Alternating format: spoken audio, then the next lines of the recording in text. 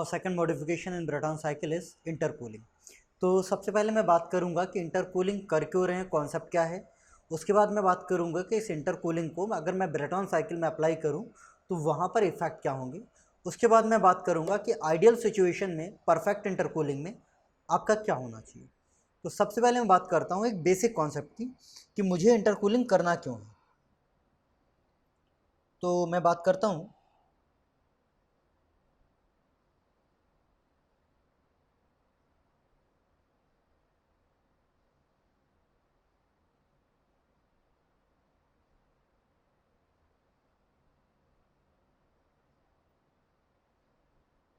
एक basic concept की।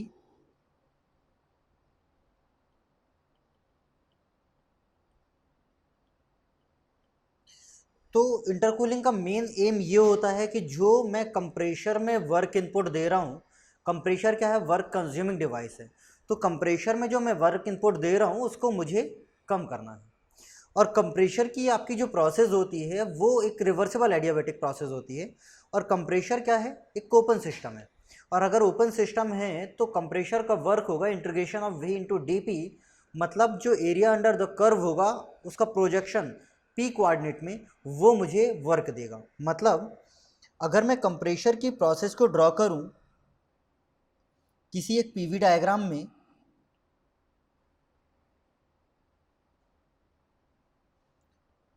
तो मान लेता हूं कि कंप्रेशर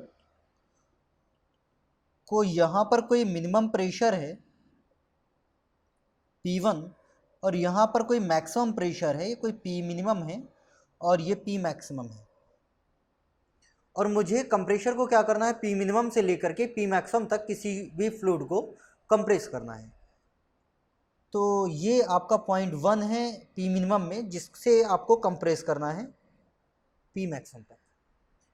अब यहाँ पर तीन तरीके हो सकते थे कंप्रेस करने की, या तो वो रिवर्सिबल एडियाबैटिक प्रोसेस में कंप्रेस करे, या फिर पॉलीट्रॉपिक प्रोसेस में कंप्रेस करे, या फिर वो आइसोथर्मल प्रोसेस में कंप्रेस करे।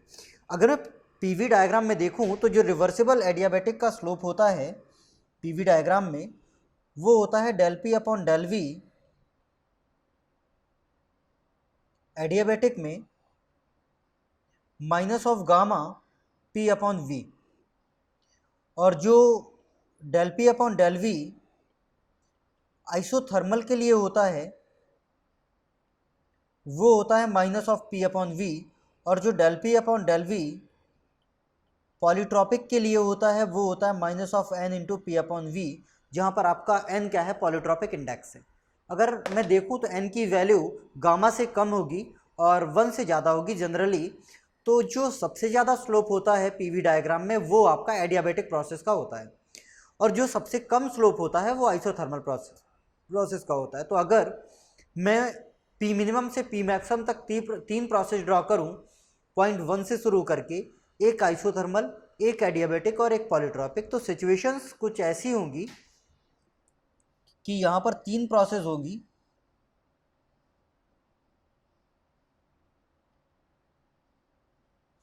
और ये आपका 2 डैश है, ये आपका 2 है, ये 2 डैश है और ये 2 डबल डैश है। ये जो मैक्सिमम स्लोप है ये आपकी प्रोसेस, ये जो मैक्सिमम स्लोप है ये आपकी प्रोसेस हो जाएगी एडियाबैटिक। ये जो मिनिमम स्लोप वाली प्रोसेस है ये आपकी हो जाएगी आइसोथर्मल। और इन दोनों के बीच में जो प्रोसेस है ये वाली आपकी हो जाएगी पॉलीट्रॉपिक। सिचुएशन कुछ ऐसी होगी। अब मुझे पता है कि जो कंप्रेशर है वो एक ओपन सिस्टम है, और अगर ओपन सिस्टम है तो जो पीवी डायग्राम का एरिया अंडर द कर्व होगा आपका पी एक्सिस में प्रोजेक्टेड वो आपको नेटवर्क देगा, बिकॉज यहाँ पर डेल डब्ल्यू is equal to integration of v into d p हो जाएगा ओपन सिस्टम के लिए। तो यहाँ पर ये जो एरिया अंडर द कर्व है ये मुझे वर्क देगा।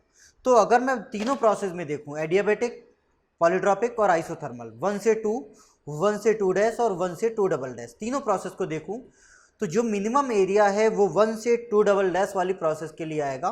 मतलब आइसोथर्मल प्रोसेस के लिए मिनिमम एरिया आएगा। इसका मतलब है कि W मिनिमम जो होगा वो आइसोथर्मल के लिए होगा। मतलब अगर मैं कंप्रेशन की बात करूं तो अगर कंप्रेशन आइसोथर्मल है तो मुझे कंप्रेशर में मिनिमम वर्क देना पड़ेगा। मतलब मैं चाहूँगा कि जो आपकी कंप्रेशर की प्रोसेस है वो आइसोथर्मल हो जाए आइडियली, ये बेसिक कॉन्सेप्ट है। और जो मैक्सिमम वर्क होगा कंप्रेशर का वो रिवर्सिबल एडियाबेटिक प्रोसेस के लिए होगा। यहाँ पर मैं देख सकता हूँ कि जो मैक्सिमम एरिया होगा वो 1 से 2 वाली प्रोसेस के लिए होगा। तो जो कंप्रेशर का वर्क है उसको मैं मिनिमाइज करना चाह रहा हूँ। अब उस वर्क को मिनिमाइज करने के लिए मैं क्या करता हूँ कि जो कंप्रेशन की प्रोसेस है उसको मल्टीपल नंबर ऑफ कंप्रेशर और मल्टीपल नंबर ऑफ इंटरकूलर की मदद से परफॉर्म करता हूँ। इंटरकूलर क्या है? इंटरकूलर आपका एक हीट एक्सचेंजर है जो आपका हीट रिजेक्शन के काम आएगा कांस्टेंट प्रेशर पे। तो मैं यहाँ पर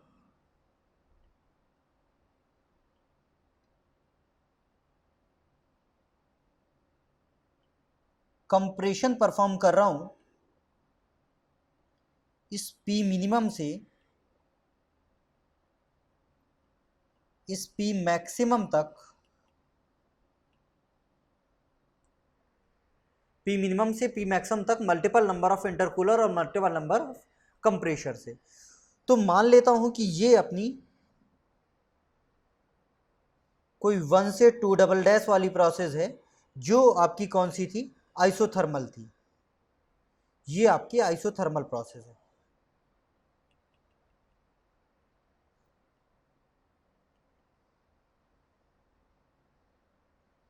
ये आपकी आइसोथर्मल प्रोसेस है। मान लेता हूं कि आपने एक पहला कंप्रेशर लगाया जिसमें रिवर्सिबल एडियाबेटिक कंप्रेशन हुआ। पहला कंप्रेशर लगाया, रिवर्सिबल एडियाबेटिक कंप्रेशन हुआ 1 से 2A तक। उसके बाद आपने क्या किया? इसको एक इंटरकूलर से पास किया और कांस्टेंट प्रेशर पे हीट रिजेक्शन किया। और कांस्टेंट प्रेशर पे हीट रिजेक्शन करेंगे तो कांस्टेंट प्रेशर पे हीट रिजेक्शन से टेम्परेचर डिक्रीज होगा और उससे वॉल्यूम भी डिक्रीज होगा। तो कांस्टेंट प्रेशर हीट रिजेक्शन कुछ ऐसा है 2A डैश। उसके बाद मैंने दूसरा कंप्रेशर लगाया और इसको रिवर्सिबल एडियाबेटिक कंप्रेशन कराया 2B तक। उसके बाद मैंने इंटरकूलर लगाया, हीट रिजेक्शन कराया कांस्टेंट प्रेशर पे 2B डैश तक। उसके बाद अगेन एक कंप्रेशर लगाया और यहाँ पर कंप्रेस किया 2C तक। उसके बाद यहाँ पर इंटरकूलर लगाया, हीट रिजेक्शन कराया 2C डैश तक। उसके बाद इसको कंप्रेस कराया कुछ 2D तक। उसके बाद इंटरकूलर लगाया 2D डैश तक और अगेन कंप्रेस कराया 2E तक। तो यहाँ पर मल्टीपल नंबर ऑफ कंप्रेशर और मल्टीपल नंबर ऑफ इंटरकूलर से मैंने प्रोसेस को परफॉर्म किया। अगर अगर मैं सिंगल कंप्रेशर लगाता और रिवर्सिबल एडियाबेटिक प्रोसेस होती तो सिचुएशन कुछ ऐसी होती। सिंगल कंप्रेशर लगाता तो ये आपकी प्रोसेस 1 से कुछ ऐसी हो जाती। मतलब ये आपकी रिवर्सिबल एडियाबेटिक प्रोसेस होती। रिवर्सिबल एडियाबेटिक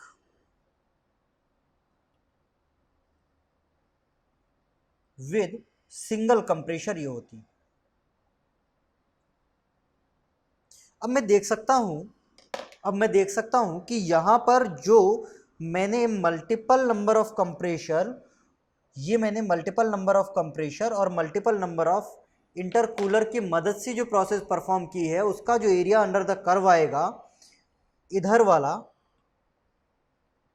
उसका जो एरिया अंडर द कर्व है वो एरिया अंडर द कर्व इस प्रोसेस के कंपैरिजन में कम आएगा जो प्रोसेस आपकी मैंने डॉटेड लाइन से ड्रॉ की है सिंगल कंप्रेशर के साथ। मतलब मैंने मल्टीपल नंबर ऑफ कंप्रेशर और मल्टीपल नंबर ऑफ इंटरकूलर लगा करके एक कंप्रेशन की प्रोसेस परफॉर्म की जिसके वजह से कंप्रेशर का वर्क क्या हो गया है? कम हो गया है।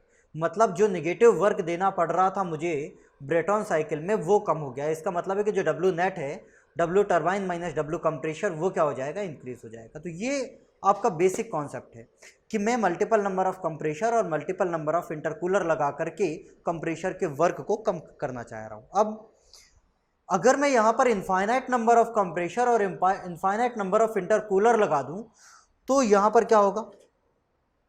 इनफाइनाइट नंबर ऑफ कंप्रेशर और इनफाइनाइट नंबर ऑफ इंटरकूलर के साथ अगर मैं प्रोसेस को परफॉर्म करूं तो ये आपका पी मिनिमम है,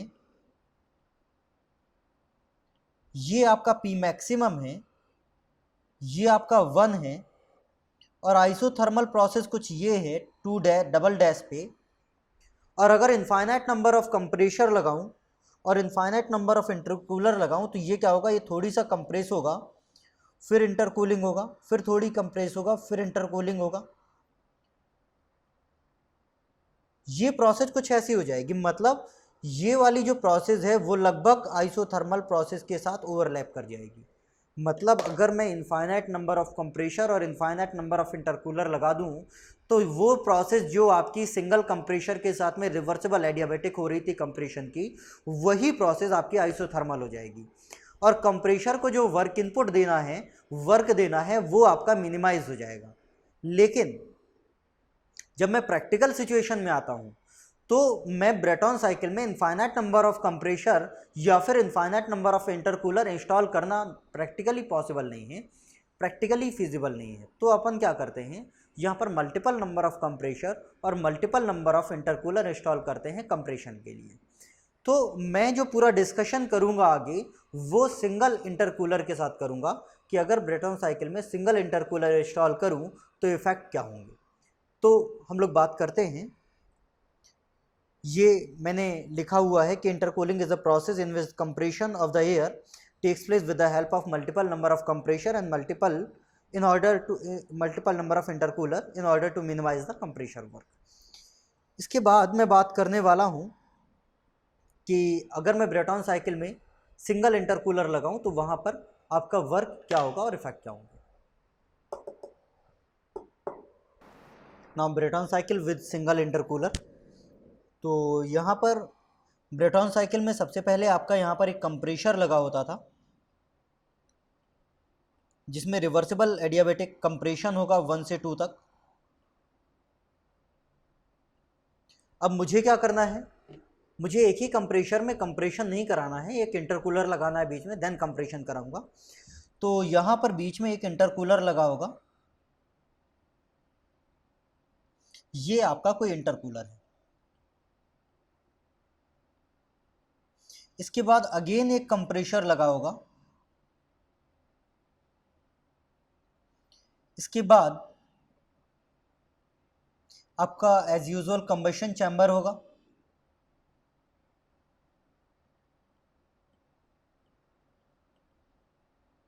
कंबशन चैम्बर होगा। कंबशन चैम्बर के बाद जो एयर है वो पास हो रही होगी, इट इज कंप्रेशर।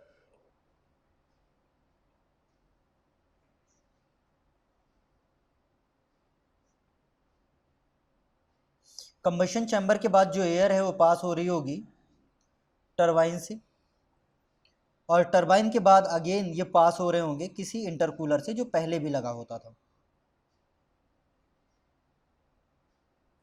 ये आपका अगेन एक इंटरकूलर लगा हुआ है। तो आपकी ब्रेटॉन साइकिल वही है, एक्स्ट्रा डिवाइस क्या है, ये आपके एक्स्ट्रा डिवाइसेस हैं। एक इंटरकूलर एक्स्ट्रा है और उसके बाद एक टरबाइन और एक्स्ट्रा है। तो यहां पर इसको हम लोग बोलते हैं lower pressure turbine.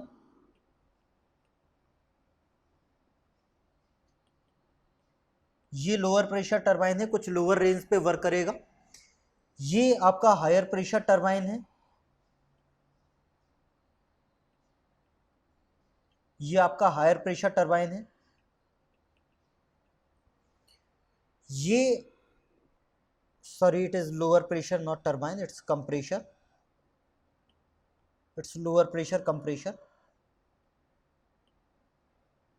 and it is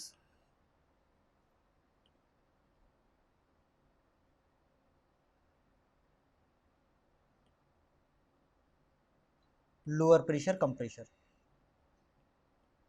higher pressure compressor. अब यहां पर क्या होगा, कुछ वर्क इनपुट होगा कंप्रेशर में WC1, यहां पर भी कंप्रेशर में कुछ वर्क इनपुट होगा WC2, यहां टरबाइन में कुछ वर्क आएगा W टरबाइन, इस इंटरकूलर में कुछ हीट रिजेक्शन होगा Q आउट, इस इंटरकूलर में भी कुछ हीट रिजेक्शन होगा Q आउट, और इस कंबशन चैम्बर में कुछ हीट एडिशन होगा क्यू इन, और ये आपका 1 है, ये आपका 2 है, ये आपका 3 होगा, ये आपका 4 होगा, ये आपका 5 होगा और ये आपका 6 होगा। ये आपकी कंप्लीट ब्रेटॉन साइकिल हो, जिसमें एक इंटरकूलर और एक हायर प्रेशर टरबाइन मैंने एक्स्ट्रा इंस्टॉल किया है। अगर इस साइकिल के लिए मैं पीवी और टीएच डायग्राम बनाऊं, ये टरबाइन है, इसके लिए पीवी और टीएच डायग्राम बनाऊं, सबसे पहले मैं बात करता हूं पीवी डायग्राम की।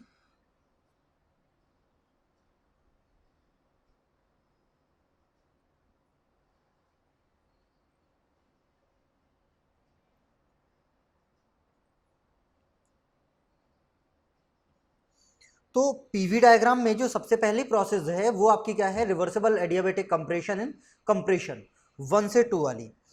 तो reversible adiabatic compression in compressor, ये प्रोसेस कुछ ऐसी होगी।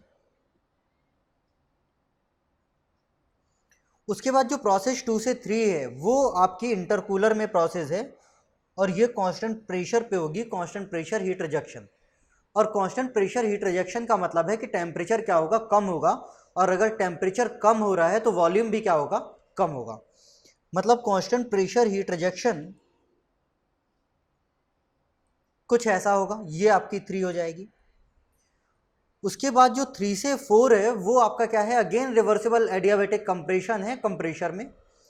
तो रिवर्सिबल एडियाबैटिक कंप्रेशन अगेन कुछ ऐसा होगा। उसके बाद आपका जो 4 से 5 है वो कंबशन चैम्बर में, कंबशन चैम्बर भी कांस्टेंट प्रेशर होगा, कांस्टेंट प्रेशर पे हीट एडिशन है, हीट एडिशन है तो टेम्परेचर बढ़ेगा, टेम्परेचर बढ़ेगा तो कांस्टेंट प्रेशर पे वॉल्यूम भी क्या होगा, इंक्रीज होगा। ये कुछ ऐसा होगा,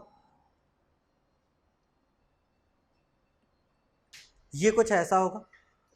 उसके बाद टरबाइन है, टरबाइन में 5 से 6 क्या है, रिवर्सिबल एडियाबैटिक एक्सपेंशन है, और रिवर्सिबल एडियाबैटिक एक्सपेंशन कुछ ऐसा होगा, प्रेशर कम होगा और वॉल्यूम बढ़ेगा। ये 5 से 6 है। उसके बाद 6 से 1 अगेन इंटरकूलर है, और ये भी आपका कांस्टेंट प्रेशर होगा, और कांस्टेंट प्रेशर पे हीट रिजेक्शन, अगेन टेम्परेचर कम होगा और वॉल्यूम भी क्या होगा, कम होगा। और जो प्रोसेस है 6 से 1 वो कुछ ऐसी होगी।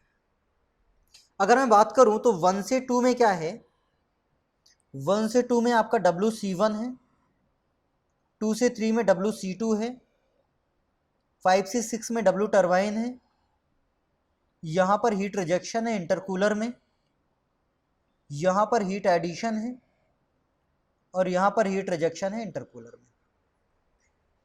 अब ये तो पीवी डायग्राम था। अब अगर मैं बात करूं टीएच डायग्राम की तो वहां पर क्या होगा।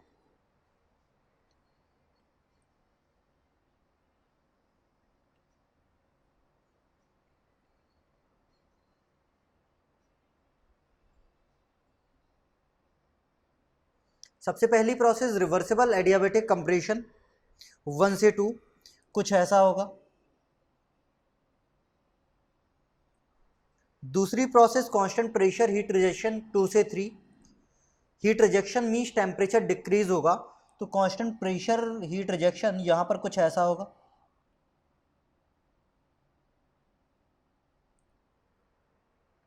उसके बाद 3 से 4 रिवर्सिबल एडियाबैटिक कंप्रेशन अगेन, तो ये रिवर्सिबल एडियाबैटिक कंप्रेशन कुछ ऐसा हो जाएगा।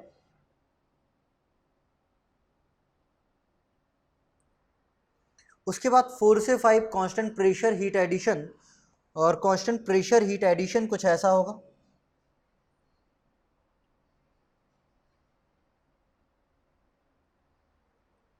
उसके बाद 5 से 6 आपका क्या होगा, रिवर्सिबल एडियाबैटिक एक्सपेंशन होगा, और रिवर्सिबल एडियाबैटिक एक्सपेंशन यहाँ पर कुछ ऐसा हो जाएगा। उसके बाद 1 से 6 से 1 क्या होगा, हीट रिजेक्शन कांस्टेंट प्रेशर पे, और कांस्टेंट प्रेशर पे हीट रिजेक्शन अब कुछ ऐसा हो जाएगा। कंप्लीट साइकिल कुछ ऐसी होगी। ये आपका टीएच डायग्राम हो जाएगा। और यहाँ से हमने स्टार्ट किया था। तो पीवी ये आपका कांस्टेंट प्रेशर पे हीट एडिशन था, ये आपका हीट रिजेक्शन था, ये भी आपका इंटरकूलर में हीट रिजेक्शन था, यहाँ पर आपका W कंप्रेशर WC1 था, यहाँ पर WC2 था और यहाँ पर W टरबाइन था। अब मैं बात करता हूँ कि अगर ये तो पीवी डायग्राम था, पीवी और टीएस डायग्राम जब मैंने इंटरकूलर लगाया है। अगर अब मैं बात करता हूँ कि अगर इंटरकूलर ना होता तो पीवी डायग्राम कैसा होता। अगर इंटरकूलर ना होता तो ये दोनों डिवाइस ना होते। अगर इंटरकूलर ना होता तो ये दोनों डिवाइस ना होते। पहला तो ये जो इंटरकूलर है 2 से 3 में वो ना होता, और ये दूसरा जो हायर प्रेशर टरबाइन लगा है 3 से 4 में ये भी ना होता। तो फिर क्या होता, केवल एक टरबाइन होता और ये टरबाइन का एग्जिट डायरेक्टली कहाँ पर मिलता, कंबशन चैम्बर पे मिलता। मतलब अगर इंटरकूलर ना होता तो विदाउट इंटरकूलर ब्रेटॉन साइकिल जो थी वो कुछ ऐसी होती थी। ये जो 1, 2, 5 और 6 है ये क्या है, विदाउट इंटरकूलर, ये विदाउट इंटरकूलर है। और ये जो 1, 2, 3, 4, 5 और 6 है ये क्या है, विद इंटरकूलर है। ये कुछ ऐसा होता। और यहां भी अगर इंटरकूलर ना होता तो 1, 2 से 3 वाली प्रोसेस इंटरकूलिंग की ना होती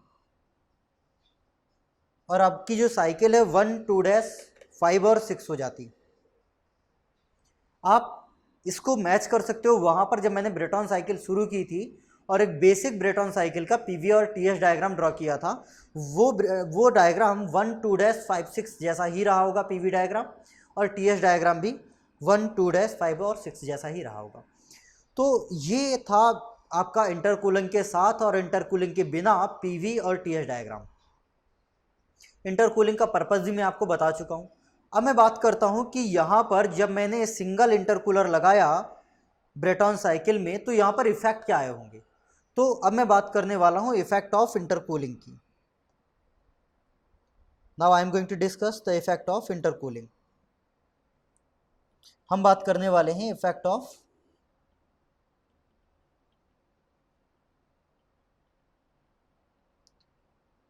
इंटरकूलिंग की। तो सबसे पहले मैं पीवी डायग्राम को देखता हूं।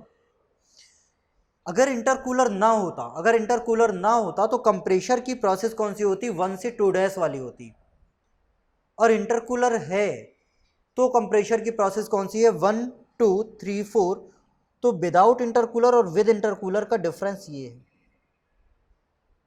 तो ये क्या है, W compressor decreased due to the intercooling,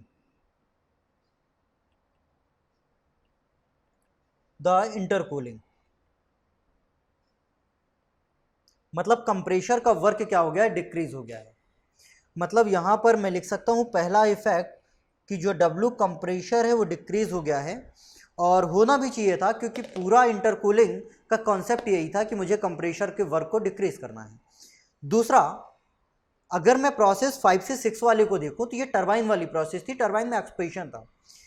आप विद इंटरकूलिंग ले लो या फिर विदाउट इंटरकूलिंग ले लो, टरबाइन वाली जो प्रोसेस है 5 से 6 वाली, ये वाली प्रोसेस ये आपकी क्या रहेगी, सेम रहेगी। मतलब इंटरकूलिंग करने से टरबाइन के वर्क में कोई भी इफेक्ट नहीं आएगा, वो अनचेंज रहेगा। तो अगर मैं W टरबाइन की बात करूं तो ये क्या रहेगा, अनचेंज्ड रहेगा, सेम रहेगा। उसके बाद तीसरा जो W नेट है, W टरबाइन सेम है और W कंप्रेशर कम हो गया तो जो नेटवर्क है W turbine minus W compressor वो क्या हो जाएगा, बढ़ जाएगा। और इसको मैं ऐसे भी देख सकता हूं कि अगर मैं विदाउट इंटरकूलिंग देखूं तो पीवी डायग्राम क्या है, 1, 2, 5 और 6। और विद इंटरकूलिंग देखूं तो पीवी डायग्राम क्या है, 1, 2, 3, 4, 5, 6। मतलब विद इंटरकूलिंग अगर देखूं तो विदाउट इंटरकूलिंग के कंपैरिजन में पीवी डायग्राम के जो अंदर का एरिया है वो क्या हो गया, इंक्रीज हो गया है। मतलब नेटवर्क क्या हो गया है, इंक्रीज हो गया है। तो W नेट क्या हो जाएगा, इंक्रीज हो जाएगा। उसके बाद जो हीट एडिशन है वो क्या होगा की बात करूं तो हीट एडिशन ये है। अगर विदाउट इंटरकूलिंग देखूं तो हीट एडिशन यहां से यहां तक होता था, और अगर मैं अब बात करूं तो ये आपका एक्स्ट्रा हीट एडिशन है 4 से 2 डेज तक, ये आपका एक्स्ट्रा हीट एडिशन है जो अपन को करना पड़ रहा है इंटरकूलिंग के कारण। तो यहां पर हीट एडिशन क्या हो गया है, बढ़ गया है। उसके बाद अगर मैं हीट रिजेक्शन की बात करूं तो अगर इंटरकूलिंग ना होता तो साइकिल होती 1, 2 डैश 5 और 6, लेकिन इंटरकूलिंग है उसके वजह से एक एक्स्ट्रा साइकिल आई है 2 से 3 वाली, एक प्रोसेस एक्स्ट्रा आई है। तो ये जो हीट रिजेक्शन है, ये जो हीट रिजेक्शन है, ये आपका एक्स्ट्रा हीट रिजेक्शन है, ये एक्स्ट्रा हीट रिजेक्शन है जो हो रहा है इंटरकूलिंग की वजह से। तो इंटरकूलिंग की वजह से जो हीट रिजेक्शन है वो भी क्या हो गया है, बढ़ गया है।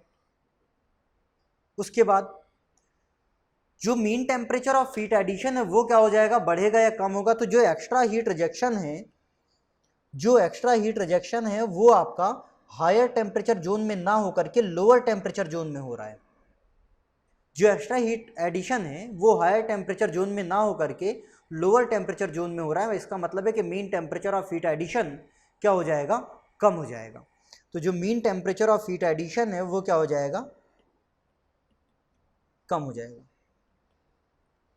उसके बाद जो mean temperature of heat rejection है उसके साथ क्या होगा, तो जो extra amount of heat rejection है वो हायर टेम्परेचर जोन में ना होकर के लोअर टेम्परेचर जोन में हो रहा है, जिसके वजह से mean temperature of heat rejection भी क्या हो जाएगा, डिक्रीज हो जाएगा।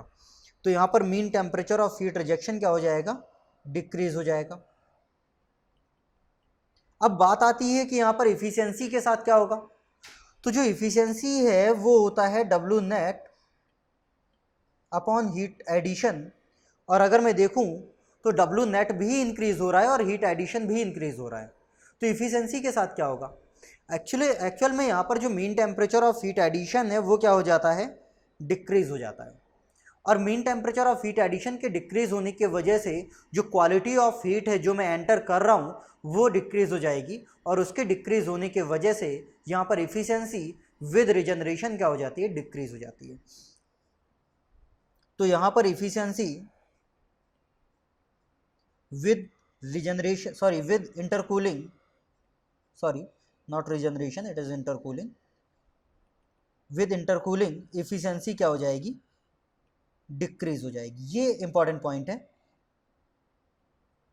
तो यहां पर मैंने इफेक्ट की बात की कि डब्ल्यू कंप्रेशर कम होगा, डब्ल्यू टरबाइन सेम रहेगा, डब्ल्यू नेट बढ़ जाएगा, हीट एडिशन और हीट रिजेक्शन दोनों बढ़ेंगे, mean temperature of heat addition और mean temperature of heat rejection दोनों कम हो जाएंगे, और इफिशियंसी कम हो जाएगा। ये एक ड्रॉबैक है इसका।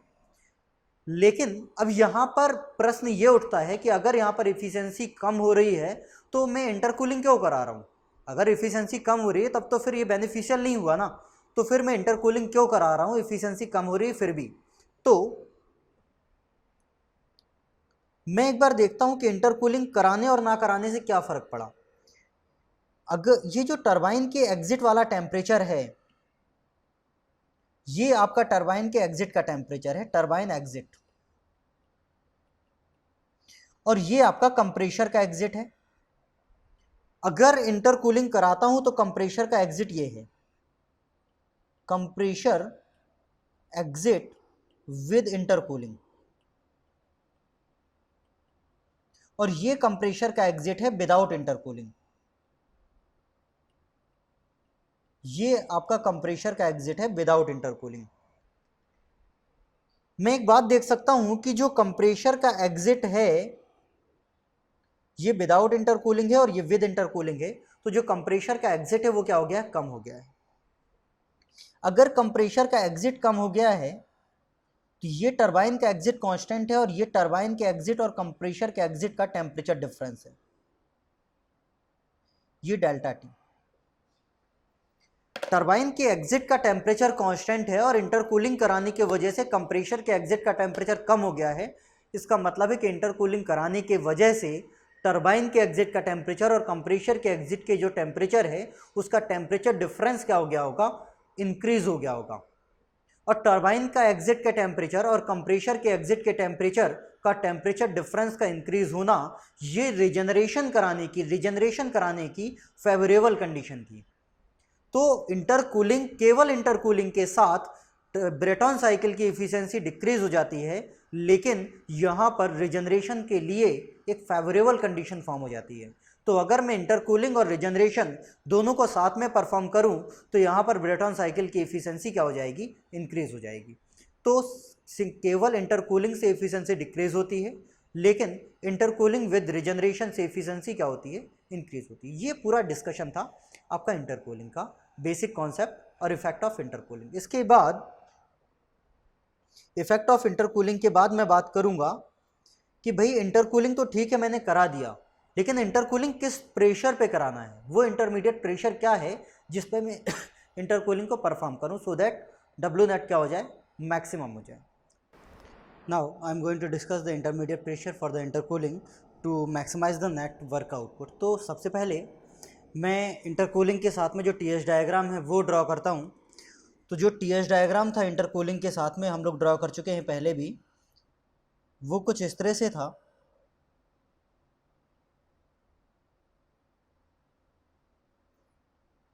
सबसे पहले आपका रिवर्सिबल एडियाबेटिक कंप्रेशन था,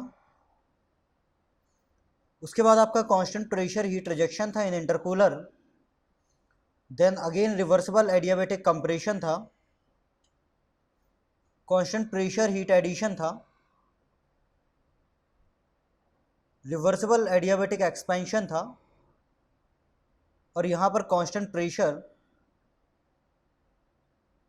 हीट रिजेक्शन था।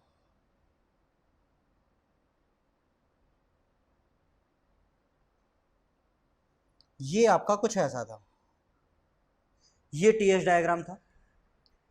यहाँ पर ये आपका WC1 था कंप्रेशर 1 का वर्क, ये आपका WC2 था कंप्रेशर 2 का वर्क, ये आपका कांस्टेंट प्रेशर पर हीट एडिशन था, और ये आपका हीट रिजेक्शन था कांस्टेंट प्रेशर पे, और ये आपका हीट रिजेक्शन था इंटरकूलर में। अब जब भी मैं ये डेरिवेशन करूंगा कि मुझे इंटरमीडिएट प्रेशर कौन सा चाहिए है जहां पर इंटरकूलिंग हो, सो दैट आपका नेटवर्क क्या हो जाए, मैक्सिमाइज हो जाए, तो हम लोग वहां पर बात करेंगे एक परफेक्ट इंटरकूलिंग की। और परफेक्ट इंटरकूलिंग का मतलब है कि ये जो T1 और T3 हैं, ये दोनों क्या हो गए हैं, सेम हो गए हैं। मतलब यहाँ पर T1 is equal to T3 हो गया है। It is the condition of perfect intercooling, it is the condition of perfect intercooling. मतलब इंटरकूलिंग के जो बाद में टेम्परेचर है वो उतना ही हो गया है जितना आपका इनिशियल टेम्परेचर था। अब यहाँ पर मैं मान लेता हूँ कि ये आपका कुछ, ये कांस्टेंट प्रेशर पे हीट रिजेक्शन है, मैं मान लेता हूँ कि ये P1 is equal to constant है, ये कांस्टेंट प्रेशर पे हीट एडिशन है, मान लेता हूँ ये P2 is equal to constant है, और ये इंटरकूलिंग हो रहा है, मैं मान लेता हूँ कि ये कुछ P intermediate is equal to constant है। और P1 और P2 मुझे पता होगा, मुझे P इंटरमीडिएट फाइंड आउट करना है। तो मैं डब्ल्यू नेट लिख रहा हूँ, तो यहाँ पर जो डब्ल्यू नेट होगा वो हो जाएगा W turbine minus W compressor. और इंटरकूलिंग के केस में जो डब्ल्यू टरबाइन है, इंटरकूलिंग के केस में जो डब्ल्यू टरबाइन है वो हमेशा क्या रहता है, सेम रहता है, केवल डब्ल्यू कंप्रेशर क्या होता है, डिक्रीज होता है। तो डब्ल्यू नेट वहां पर मैक्सिमम होगा जहां पर डब्ल्यू कंप्रेशर क्या होगा, मिनिमम होगा। तो डब्ल्यू नेट को मैक्सिमाइज कर दूं या फिर डब्ल्यू कंप्रेशर को मिनिमाइज कर दूं, दोनों एक ही बातें हैं। तो मैं डब्ल्यू कंप्रेशर को मिनिमाइज कर रहा हूं, इसको मिनिमाइज कर रहा हूं, इसको मैक्सिमाइज करने के लिए। तो यहां पर अगर मैं डब्ल्यू कंप्रेशर लिखूं तो दो कंप्रेशर थे, तो ये हो जाएगा WC1 प्लस WC2। और अगर मैं WC1 देखूं तो ये 1 से 2 वाली प्रोसेस के लिए है, तो ये हो जाएगा H2 माइनस H1। और अगर टेम्परेचर के फॉर्म में लिखूं तो m.Cp T2 माइनस T1 हो जाएगा। तो WC1 हो जाएगा m.Cp T2 minus T1 plus WC2 हो जाएगा 3 से 4 वाली प्रोसेस में है H4 माइनस H3। और अगर मैं बात करूं टेम्परेचर के फॉर्म में तो ये हो जाएगा m.Cp T4 माइनस T3। तो ये आपका हो जाएगा m.Cp T4 माइनस T3, ये कुछ ऐसा हो जाएगा। इसके बाद अगर मैं डब्ल्यू कंप्रेशर लिखूं तो ये कुछ ऐसा आ जाएगा m dot c p T2 minus T1 plus T4 minus T3। और मुझे पता है कि मैं कौन सा केस लेकर के चल रहा हूँ, परफेक्ट इंटरकूलिंग का, जिसमें T1 और T3 दोनों क्या हो गए थे, सेम हो गया था। तो मैं इस जो एक्सप्रेशन आया है इससे मैं T1 को कॉमन ले रहा हूँ, और अगर T1 को कॉमन लूँ तो एक्सप्रेशन कुछ ऐसा हो जाएगा, W compression is equal to m dot c p, ये हो जाएगा T2 by T1 minus 1 plus T4 by T1 होगा, और T1 is equal to T3 है तो T4 बाई T3 भी लिख सकता हूँ माइनस 1। अब मुझे एक बात पता है कि जो प्रोसेस 1 से 2, ये इक्वेशन 1 है, मुझे एक बात पता है कि जो प्रोसेस 1 से 2 और 3 से 4 है दोनों रिवर्सिबल एडियाबैटिक है, मतलब इन दोनों के लिए वैलिड होगा T2 upon T1 is equal to P2 upon P1 की power gamma minus 1 upon gamma.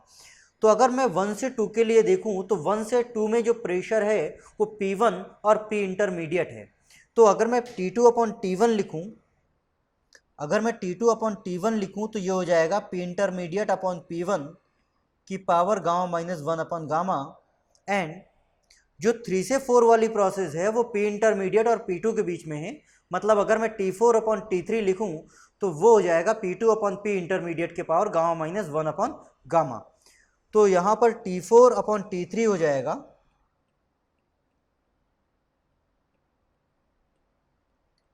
P2 upon P intermediate के power gamma minus 1 upon gamma.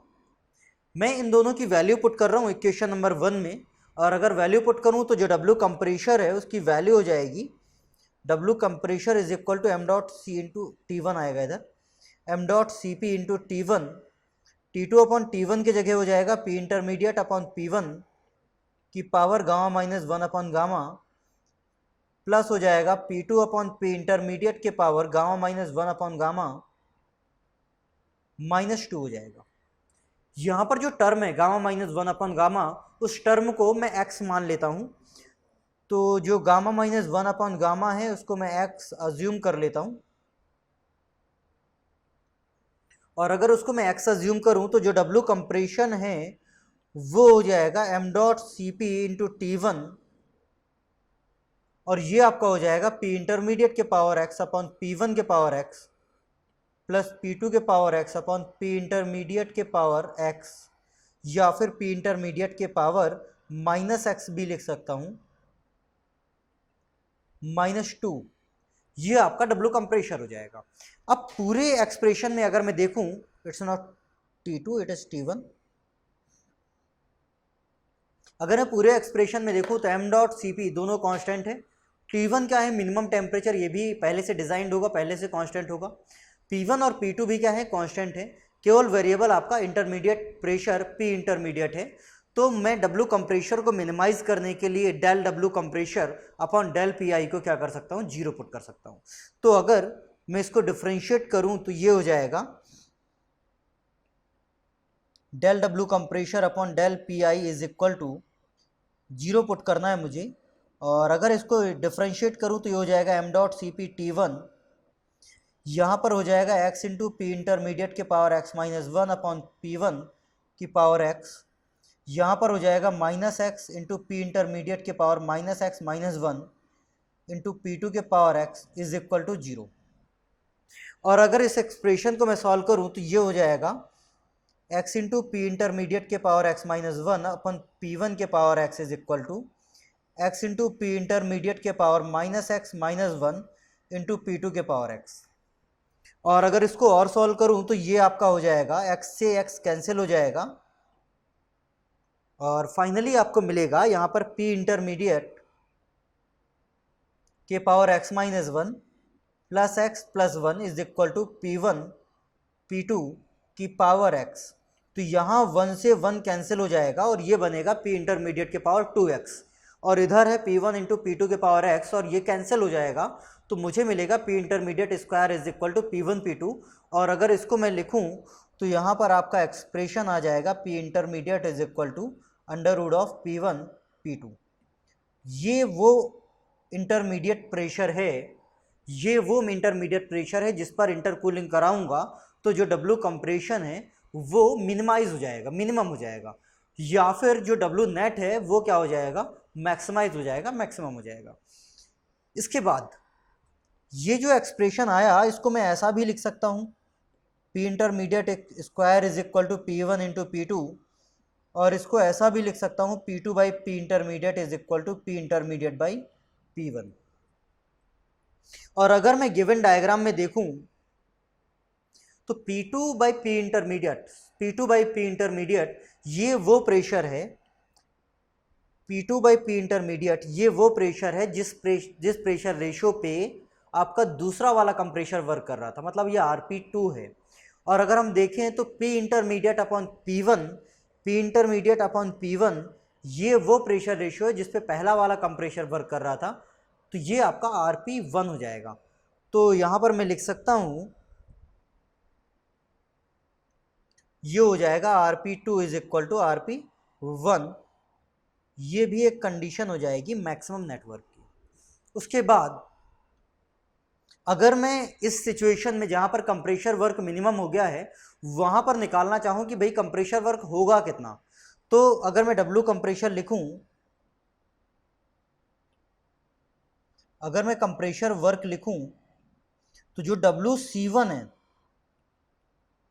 तो कंप्रेशर 1 वर्क कर रहा था 1 से 2 के बीच में, तो ये हो जाएगा m dot c p T2 minus T1, और इसको लिख सकता हूँ मैं WC1 is equal to m dot c p, T1 common लूँ तो अंदर बचेगा T2 बाई T1 माइनस 1, और ये जो T2 बाई T1 है ये क्या है, RP1 की power gamma minus 1 upon gamma. तो ये आपका हो जाएगा WC1 is equal to m dot c p into T1 RP1 की power gamma minus 1 upon gamma minus 1, ये आपका कंप्रेशन 1 हो जाएगा। उसके बाद जो दूसरा कंप्रेशर है वो वर्क करता है प्रोसेस 3 से 4 में, तो WC2 क्या हो जाएगा, m dot c p T4 minus T3 हो जाएगा। तो जो WC2 है वो हो जाएगा m डॉट सी पी, और यहाँ पर T3 माइनस T4, और अगर मैं T3 कॉमन लूँ तो यहाँ पर WC2 हो जाएगा m dot c p T3 1 minus T4 by T3, it's not T4 by T3 by T4, it's T4 by T3। तो यहाँ पर अगर T3 कॉमन लोगे तो ये आपका हो जाएगा T4 बाई T3 माइनस 1, ये हो जाएगा। तो यहाँ पर जो WC2 है वो हो जाएगा m dot c p T3, और ये हो जाएगा RP2 की power gamma minus 1 upon gamma minus 1, ये इक्वेशन सेकेंड हो जाएगी। अगर मैं इक्वेशन 1 और इक्वेशन 2 को देखूं तो मुझे पता है कि ये जो T1 और T3 है, ये जो T1 और T3 है दोनों क्या हैं, बराबर है परफेक्ट इंटरकूलिंग के केस में, और RP1 और RP2 भी दोनों क्या हो गए हैं, बराबर हो गए हैं। ये मैं आपको प्रूफ करके दिखा चुका हूँ। मतलब अगर मैं दोनों एक्सप्रेशन को देखूँ तो जो WC1 है वो WC2 के क्या हो जाएगा, बराबर हो जाएगा। मतलब यहाँ पर WC1 इज इक्वल टू हो जाएगा WC2। तो यहाँ पर जो मैक्सिमम वर्क का एक्सप्रेशन आया इंटरकूलिंग के केस में, या फिर कंप्रेशर के मिनिमम वर्क का एक्सप्रेशन आया, कंडीशन आई, वो इंटरमीडिएट प्रेशर कौन सा होगा जिस पर इंटरकूलिंग कराऊं तो नेटवर्क मैक्सिमाइज हो जाएगा, वो इंटरमीडिएट प्रेशर का एक्सप्रेशन ये है under root of P1 into P2, और वहीं पर आपका RP1 और RP2 दोनों क्या हो जाएंगे, बराबर हो जाएंगे, और वहीं आपका जो WC1 है वो WC2 के क्या हो जाएगा, बराबर हो जाएगा। तो ये आपका पूरा डिस्कशन था इंटरकूलिंग का, जिसमें हम लोगों ने बेसिक कॉन्सेप्ट की बात की। हम लोगों ने बात की कि भाई इंटरकूलिंग अगर करूँगा तो इफेक्ट क्या होगा। उसके बाद हम लोगों ने बात की कि इंटरमीडिएट प्रेशर कौन सा होगा जिसमें नेटवर्क मैक्सिमाइज होगा। ये आपका सेकंड नंबर का मॉडिफिकेशन था ब्रेटन साइकिल में, जिस मॉडिफिकेशन की वजह से, इंटरकूलिंग की वजह से ब्रेटन साइकिल की इफ़िशियंसी कम होती थी, लेकिन रिजनरेशन के लिए जो फेवरेबल कंडीशंस हैं वो बढ़ जाती हैं। इसका मतलब है कि अगर इंटरकूलिंग और रिजनरेशन दोनों साथ में परफॉर्म कराऊंगा तो इफ़िशियंसी क्या हो जाएगी, इंक्रीज हो जाएगी। नाउ मैं बात करने वाला हूँ थर्ड मॉडिफिकेशन की, reheating. So I am going to discuss the third modification in the Brayton cycle, reheating.